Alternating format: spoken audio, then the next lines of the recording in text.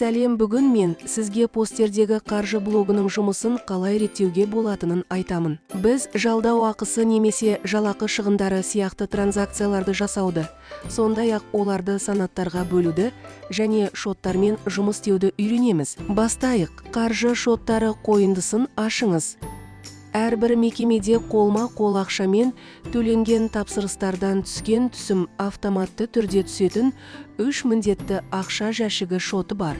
Бұл шын мәнінде сіздің мекемеңіздегі ақша жәшігі, тексеру шоты. Ол төлем терминалы арқылы банк картасымен төленген чектерден түскен кірісті алады. Және сейф, инкассация шоты. Оған ауысымның соңында кассадан үнемі жинайтын қаражатыңыз түседі. Бұл шоттардың барлығы мекемеге байланысты. Қолма-қол ақша, қолма-қол ақшасыз түсімдер және инкассация сомалары кассалық ауысым жабылғаннан кейін автоматты түрде шоттарға аударылады. Сіз қосымша шот фактуралар жасай аласыз. Ол үшін шот қосу түймесін басып, аты жөнін, валютасын, шот түрін, қолма-қол ақшасыз шот фактураны, банк картасын немесе қолма-қол ақшаны және шоттағы ақшаның бастапқы қалдығын көрсетіңіз. Шот қосу түймесін басыңыз.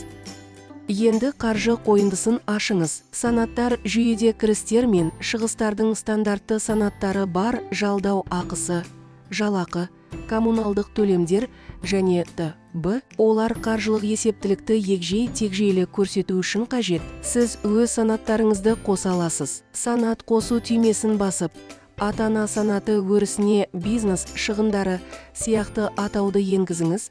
Егер ол негізгі санат болса, негізгі деңгейді таңдаңыз, немесе тізімнен басқа санатты таңдап, оны санат ретінде жасаңыз. Осы санат бойынша қандай транзакциялар жасалатынын көрсетіңіз. Біздің жағдайда бұл шығын.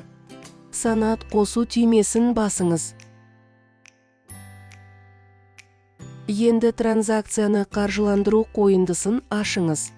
Бұл қойындыда мекемеңіздің барлық шығындары мен кірістері жазылады. Транзакция жасау үшін плюс суреті бар түймені басыңыз.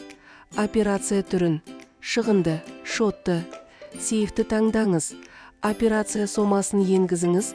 Жалға алу санатын таңдаңыз.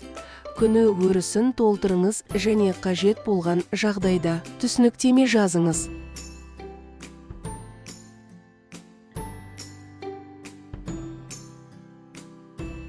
Қаржы туралы есеп бөліміне өтіңіз. Бұл қойындыда белгілі бір кезеңдегі санаттар бойынша ақша қозғалысын көруге болады. Әр санат бойынша мәліметтер ашылмалы тізімде берілген. Егер қаржы блогы дұрыс конфигурацияланған болса, қаржылық нәтиже көрсеткіші сіздің мекемеңіздің таза кірісіне сәйкес келеді. Өнімнің өзіндік құнын, жалдау ақысын, жалақыны және басқа да қаржылық операцияларды ескере отырып, күндеріңіз сәтті өтсін және сатылымдарыңыз керемет өтсін.